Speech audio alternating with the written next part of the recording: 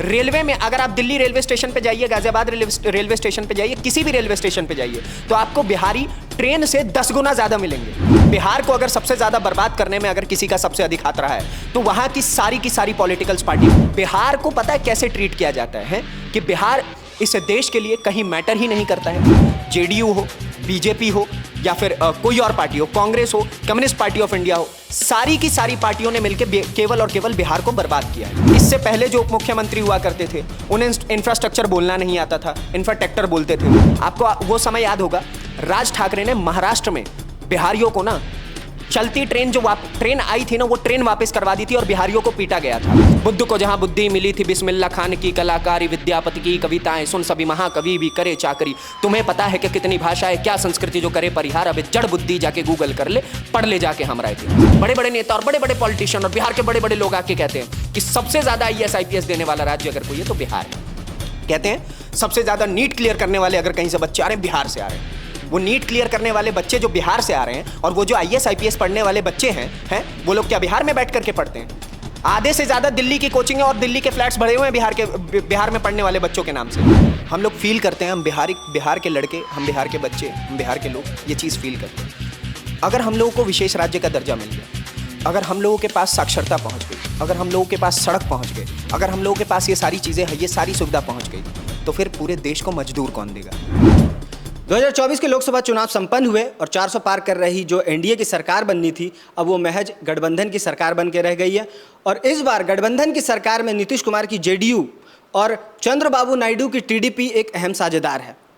लेकिन दोनों की जो मांग है वो विशेष राज्य का दर्जा।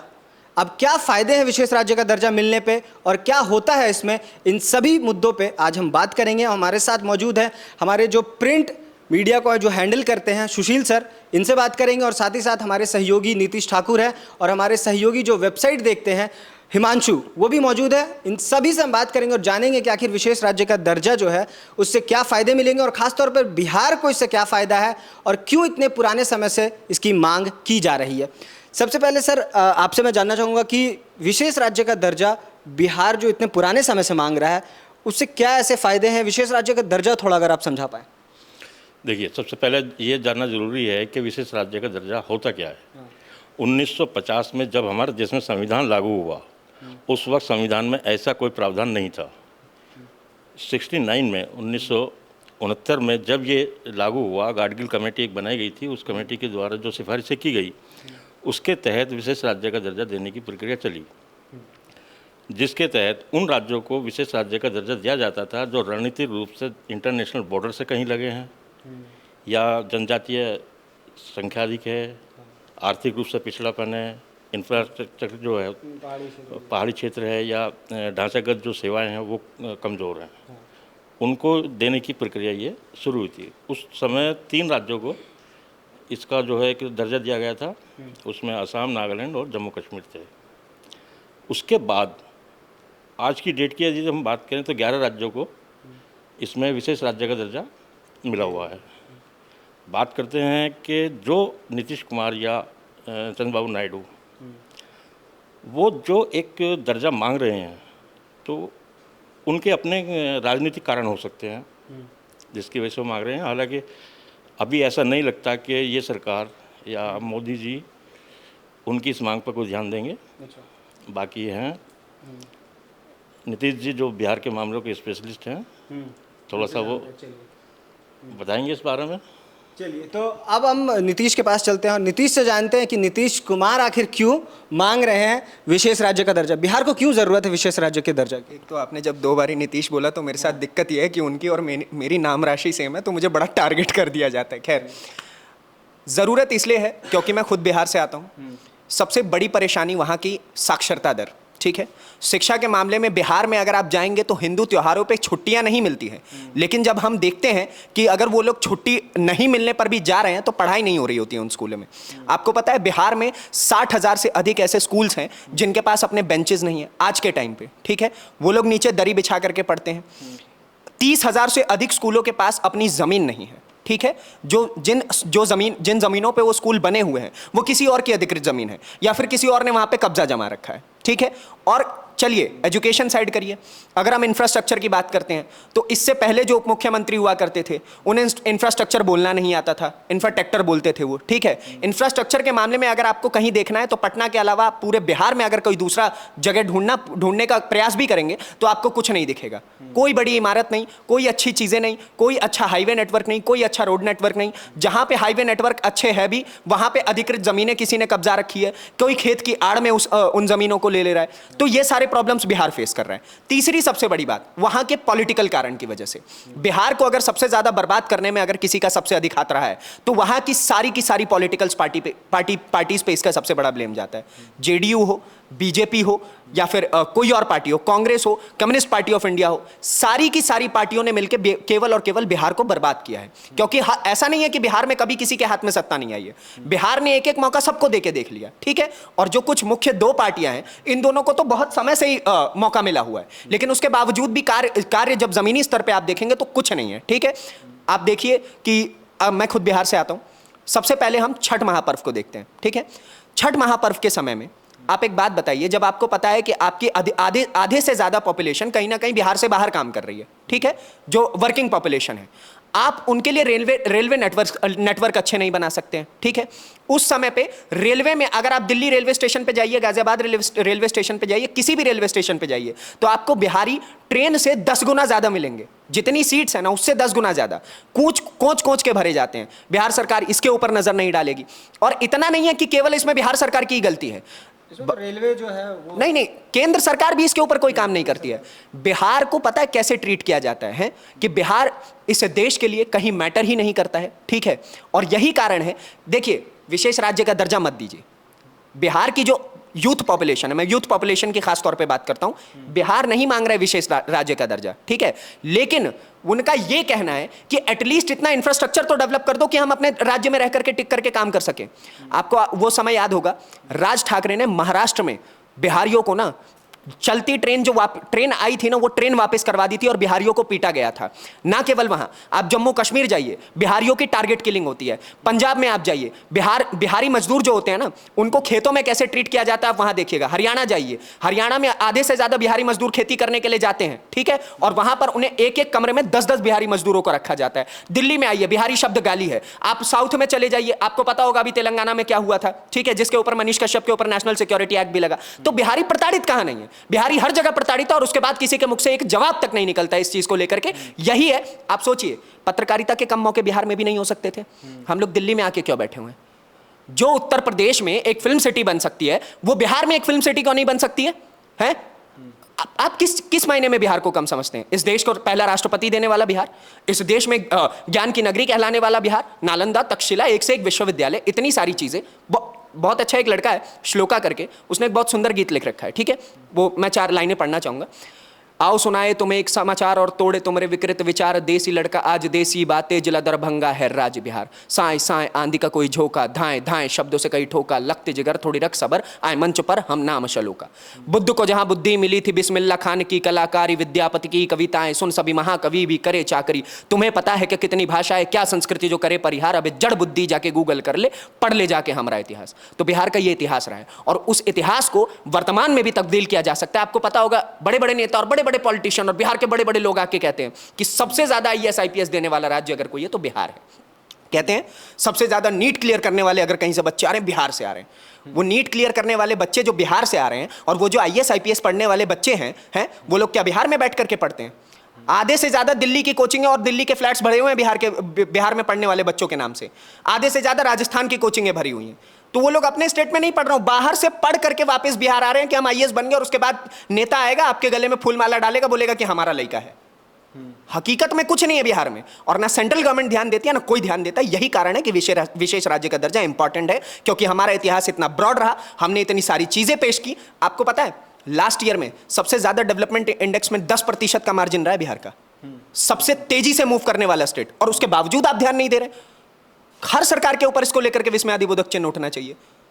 चलिए, तो आप बताइए कि अभी जो विशेष राज्य का दर्जा की जो मांग चल रही है हिमांशु, तो इसमें आपको क्या लगता है कि अब तक क्यों नहीं दिया गया है बिहार को? क्योंकि मांग तो 2005 से चल रही है। बिल्कुल, देखो मैं एक बात कहना चाहूँगा, तुमसे ही शुरू और तुमसे ही ख़त्म। ये जो विशेष राज्य का दर्जा है ना, वो कहीं ना कहीं नीतीश कुमार के चारों तरफ ही घूमते, और नीतीश कुमार कहीं ना कहीं ये नहीं चाहते कि बिहार को विशेष राज्य का दर्जा मिले। वो इसलिए क्योंकि जब डॉक्टर मनमोहन सिंह प्रधानमंत्री थे, तो उस वक्त नीतीश कुमार ने कहा था कि प्रधानमंत्री के पास इस मुद्दे को लेकर टाइम नहीं है कि वो बिहार के विशेष राज्य को दर्जे को लेकर बात करें। लेकिन यदि अब हम अभी करंटली सिचुएशन देखें 2024 में, किंग मेकर की जिम्मेदारी अगर किसी ने निभाई है वो नीतीश कुमार और दूसरा टीडीपी के चंद्रबाबू नायडू ने। यदि अगर नीतीश कुमार जनता का भला चाहते तो वो प्रधानमंत्री नरेंद्र मोदी से ये मांग कर सकते थे कि हमें बिहार को विशेष राज्य का दर्जा दिया जाए, तो ही मैं आपके साथ गठबंधन में आऊँगा। परंतु लेकिन उन्होंने ऐसा नहीं चाहा। उन्हें पद की लालच था, उन्हें कुर्सी की लालच था कि अगर मेरे को वित्त मंत्री चाहिए, ये रेल मंत्रालय चाहिए या जो भी मंत्रालय, नहीं मिला, पर कुछ ना कुछ तो बातचीत हुई होगी ना, क्योंकि वो नीतीश कुमार है, जिस नीतीश कुमार ने कहा था मरना उचित है लेकिन उधर जाना नहीं उचित है, और इलेक्शन क्या आती वो तुरंत पलट गए। इस चीज़ को आप अगर समझे तो कहीं ना कहीं नीतीश कुमार जिम्मेदार है। हाँ, नीतीश कुमार जिम्मेदार है। लेकिन इन सब पे एक और सवाल है कि आखिर केंद्र सरकार जो है, चाहे वो कांग्रेस की रही, मांग तो 2005 से हो रही है बिहार को विशेष राज्य दर्जा देने की, लेकिन उस समय कांग्रेस की सरकार थी और 10 साल 14 तक कांग्रेस की सरकार थी, और अब पिछले 10 सालों से भाजपा की सरकार रही है। लेकिन आखिर जो दोनों सरकारें रही है, चाहे यूपीए हो, एनडीए हो, दोनों क्यों नहीं देना चाहती है? एक कड़वी हकीकत बताऊं मैं इस चीज़ के पीछे। चलिए, हाँ, आप ही बताइए कि क्या कारण है कि जो केंद्र की सरकारें हैं वो देने में हिचकती है। कड़वी हकीकत मैं बताता हूँ। ये मेरी खुद की पर्सनल फीलिंग है, ठीक है। हम लोग फील करते हैं, हम बिहार के लड़के, हम बिहार के बच्चे, हम बिहार के लोग ये चीज़ फील करते हैं। अगर हम लोगों को विशेष राज्य का दर्जा मिल गया, अगर हम लोगों के पास साक्षरता पहुंच गई, अगर हम लोगों के पास सड़क पहुंच गए, अगर हम लोगों के पास ये सारी चीज़ें हैं, ये सारी सुविधा पहुंच गई, तो फिर पूरे देश को मजदूर कौन देगा? सवाल यहाँ आके रुक जाता है। अगर हम लोग पढ़ लिख गए तो मजदूरों की कमी होगी, और मजदूरों की आपूर्ति करने वाला इकलौता बिहार है, ठीक है। यही कारण है कि 1947 से लेकर के आज 2024 में हम लोग बैठे हैं, और 1947 से 2024 तक युद्ध चल रहा है कि भाई साहब बिहार को डेवलप कर दीजिए। कोई भी सरकार इसके ऊपर कोई जवाबदेही देने को तैयार नहीं है। कोई भी सरकार, कांग्रेस हो, भारतीय जनता पार्टी हो, जिन्होंने बड़ी बड़ी बातें बोली कि हम बिहार के लिए ये चाहते हैं, हम बिहार के लिए वो हैं। कुछ ऐसे प्रधानमंत्री है जो बिहार में जाकर के वहाँ के रीजनल भाषा में बात करना शुरू कर देते हैं ताकि जनता से वोट मिल सके। रीजनल भाषा में बात करने से केवल जनता से वोट नहीं मिलता है सर, ठीक है। आप हमेशा से शुरुआत से ये चाहते थे कि बिहार के लोग मजदूर बन के रहे, और तभी हम लोगों को अगर अदर स्टेट्स में अगर हमें मजदूरों की आवश्यकता पड़ेगी तो बिहार के लोग ही उस चीज़ की आपूर्ति कर सकते हैं। इसलिए अगर यहाँ के लोग पढ़ लिख गए तो हमारे लिए एक बहुत बड़ी समस्या हो जाएगी, मजदूरों की आपूर्ति हो जाएगी, जिस वजह से सबसे ज़्यादा फेस हमको करना पड़ेगा ये चीज़। और यही रीज़न है कि आज तक बिहार को स्पेशल स्टेटस का दर्जा नहीं मिला है, ठीक है। 2005 से आज 2024 हो गए, 20 साल से युद्ध चल रहा है सर, ठीक है। और उससे पहले भी ये युद्ध चला, ऐसा नहीं है। मांगे तो हमेशा से रही, लेकिन इग्नोर ऐसे किया गया जैसे बिहार इस देश का एक सौतेला बेटा है। कई मायनों में कितने इंडेक्स आप पढ़ेंगे आपको पता चलेगा कि 29 में से 28 में से 27वें नंबर पे बिहार होगा या 28वें नंबर पे बिहार होगा। इससे ऊपर आने के लिए तो बिहार को पता नहीं कितना जन्म लग जाएगा, ठीक है। और लिटरली ये चीज़ें फेस करनी पड़ती है सर, ये प्रॉब्लम्स। मैं आपको एक छोटा सा इंसिडेंट बताता हूँ। जब आज से 6-7 साल पहले, जब मैं थोड़ा छोटा हुआ करता था, मैंने अपने पिताजी से एक दिन ऐसे ही पूछ लिया कि पापा हम लोग गाँव में क्यों नहीं रहे? गांव में इतना सब कुछ है, घर है, बार है, सब कुछ है वहाँ पे, तो हम लोग गांव में क्यों नहीं रहे? तो मेरे पिताजी का बहुत सिंपल सा एक जवाब आता है कि बेटा वहाँ सब कुछ है लेकिन वहाँ शिक्षा नहीं है, इसलिए तुम्हें आज यहाँ रहना पड़ रहा है। अपने घर वालों से दूर रहते हैं सर हम लोग, ठीक है। हम अपने बाप दादा से दूर रहे, अपने दादा की डेथ पे मैं वहाँ पहुँच नहीं सका, और मैं इकलौता नहीं हूँ जो ये चीज़ें फेस कर रहा हूँ, ये पूरा बिहार फेस कर रहा है सर। और हम कब तक ये फेस करेंगे? सवाल ये है। आप एक बात बताइए, हम कहाँ पीछे हैं? हम आपको ब्यूरोक्रेट्स दे रहे हैं, हम कहाँ पीछे हैं? हम आपको मजदूर से लेके ब्यूरोक्रेट्स हर श्रेणी में, आपको आप किसी भी बड़ी फैक्ट्री में चले जाइए, आपको पता चलेगा कि नहीं ना तो कम से कम 30 से 35% उस फैक्ट्री की जनसंख्या बिहार के मजदूरों से भरी होगी। 30 to 35%। And I am not counting just Hindi states, Hindi भाषी राज्यों की बात नहीं कर रहा हूं मैं। आप साउथ के स्टेट्स में चले जाए, आपको वही पता चलेगा। कर्नाटक, अटक से लेकर कटक तक, जम्मू कश्मीर से लेकर के कन्याकुमारी तक हर जगह बिहारी मौजूद है सर, हर जगह। लेकिन फिर भी हमें ट्रीटमेंट ऐसे मिलती है। आपको पता है, आपने वो मूवीज में पहले देखा होगा कि Indians and dogs are not allowed. वो ट्रीटमेंट आज के टाइम पे बिहारी फेस कर रहा है सर। जी चलिए, तो सुशील सर, आपसे मैं ये जानना चाहूँगा कि जो केंद्र सरकार है, क्या तकनीकी रूप से क्या उस पर भार पड़ेगा जिसकी वजह से कहीं ना कहीं जो केंद्र की सरकारें रही है वो हेजिटेंट रही है विशेष राज्य का दर्जा देने के लिए? देखिए, विशेष राज्य का जब दर्जा दिया जाता है किसी भी राज्य को, तो उसमें कई सुविधाएं दी जाती हैं। टैक्सेस में रिलैक्सेशन होता है, और इंफ्रास्ट्रक्चर जो डेवलप करना है वो ज़्यादा होता है, सड़कें हैं और तमाम तरह की सुविधाएं वहाँ पे बाकी राज्यों से अलग देनी होती हैं। तो उसका एक बड़ा अमाउंट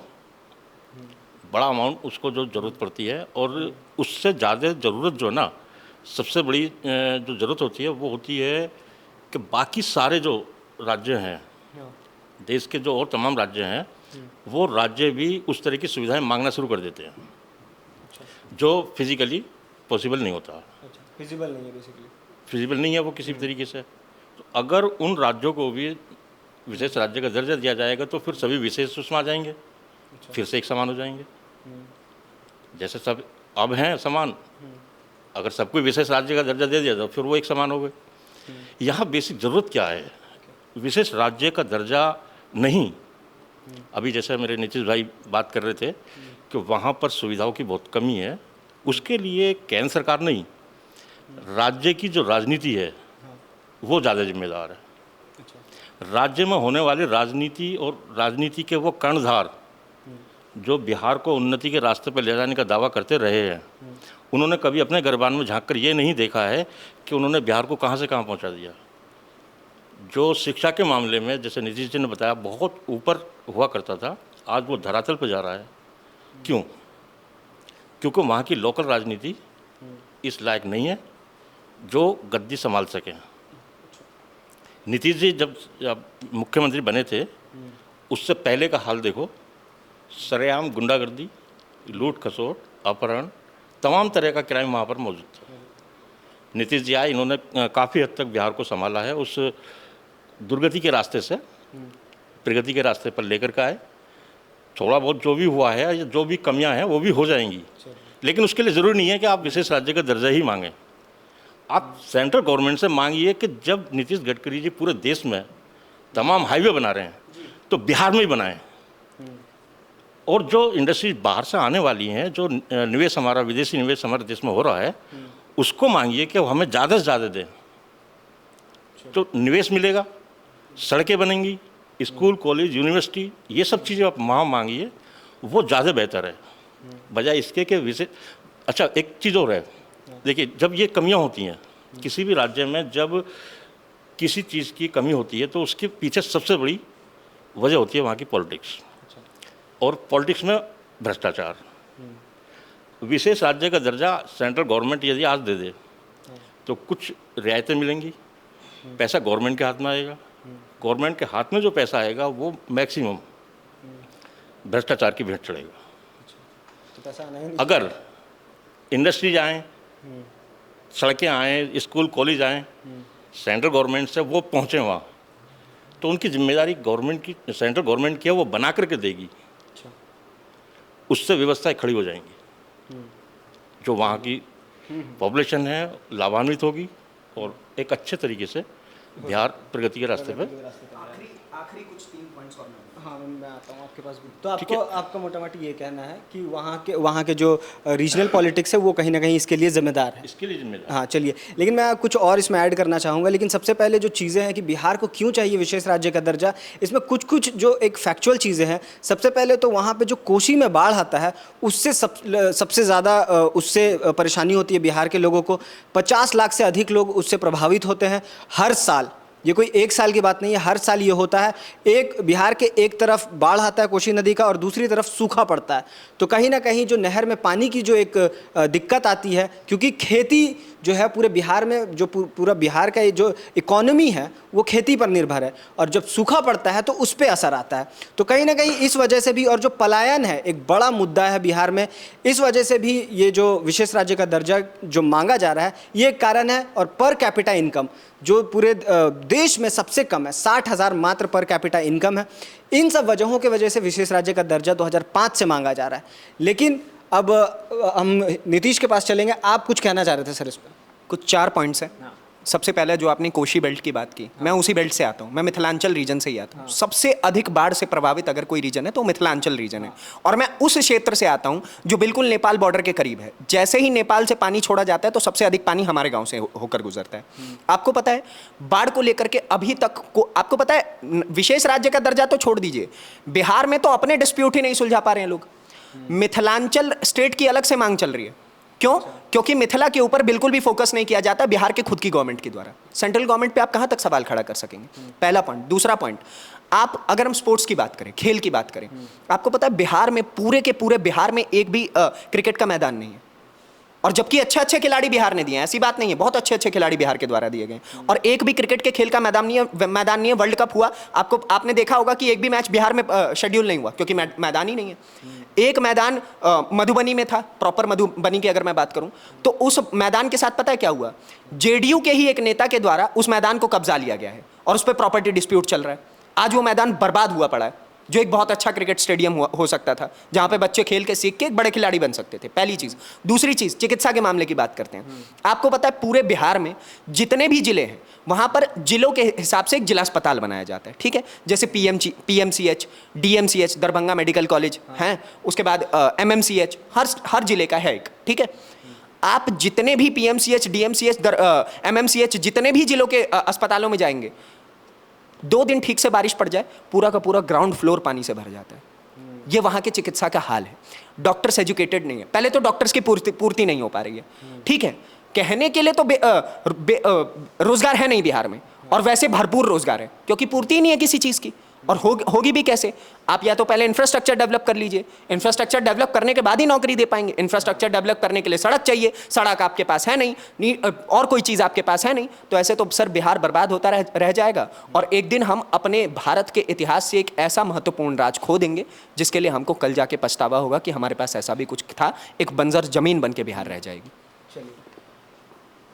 तो अब हम आते हैं कि आखिर जो सबसे अहम चीज़ है कि बिहार में ये जो पूरी स्थिति है, इससे बिहार को अगर कल को विशेष राज्य का दर्जा मिल जाए तो इससे क्या फ़ायदे होंगे। लेकिन उस पर भी एक सवाल है, विशेष राज्य का दर्जा अगर मिल जाता है तो 90% जो योजनाओं के जो पैसे हैं वो केंद्र सरकार से आएगा, और 10% जो पैसा है वो राज्य सरकार को मिलेगा, जो राज्य सरकार को भरना पड़ेगा। उसमें भी आपको इंटरेस्ट नहीं देना पड़ेगा। ये सब सुविधाएँ विशेष राज्य का दर्जा मिलने के बाद मिलती है, और इसके साथ भी जो टैक्स जो छूटें हैं टैक्स के ऊपर, वो सब है। लेकिन इंफ्रास्ट्रक्चर तो डेवलप हो जाएगा। लेकिन उसके बाद जो मेन चीज़ है कि अगर कोई इंडस्ट्री आती है तो उस इंडस्ट्री को आने के बाद वहाँ पनपने के लिए एक लॉ एंड ऑर्डर जैसी भी चीज़ होती है। अगर लॉ एंड ऑर्डर सही नहीं होगा तो कोई भी इंडस्ट्री जो है इन्वेस्टमेंट नहीं आएगा। तो जो बिहार सरकार है उसको सबसे पहले लॉ एंड ऑर्डर पे काम करना चाहिए, ताकि अगर कल को इन्वेस्टमेंट आए तो वो वहाँ पे पनपे, ताकि रोजगार बढ़े और ये जो बिहार की हालत है वो कल के दिन बेहतर हो सके। तो ये थी हमारी पूरी चर्चा कि आखिर जो बिहार है उसको विशेष राज्य का दर्जा क्यों चाहिए, इस पर हमने बात की। तो आपको कैसा लगा ये हमारा वीडियो, हमें कमेंट करके ज़रूर बताएं, और ऐसी ही तमाम खबरों के लिए देखते रहें जनहित टाइम्स।